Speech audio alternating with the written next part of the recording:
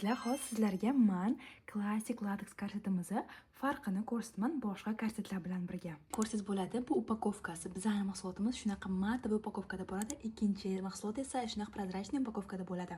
Bu boshqa lateksdan bo'lgan, bu esa eng yuqori lateksdan bo'lgan. Ko'rayotganingizda farqi ma'lum aka kamerada ko'rinib turibdi. Rangi ham ko'rinib turibdi.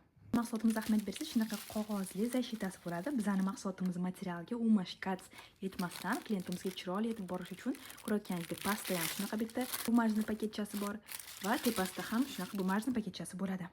Material ham o'zgargan.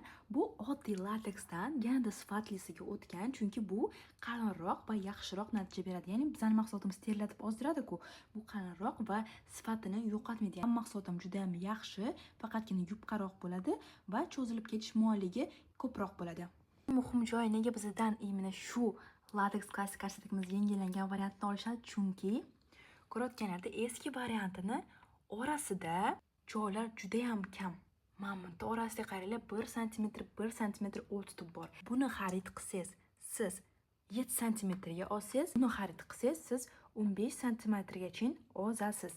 Farqli mansiz, mana lentasini ko'rsangiz, bu och, bizaniki takoy zolotoy tilla rang bo'ladi qizlar.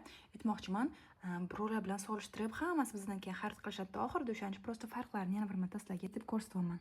Ko'rsangiz, bu bizani ichida paxtadan qilingan, sifati a'lo darajada, ya'ni bu ham paxtaning eng yuqorisi.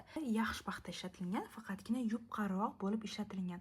Ko'rayotganingiz, bizning korsetimiz birinchisi qalinroq va sifatliroq, ikkinchisi ham yaxshi, lekin yupqaligi ko'rinib turibdi. Sizga farqlarini aytdim. O'ylaymanki, o'zingiz eng chiroyli qarorda o'zingiz qilasiz.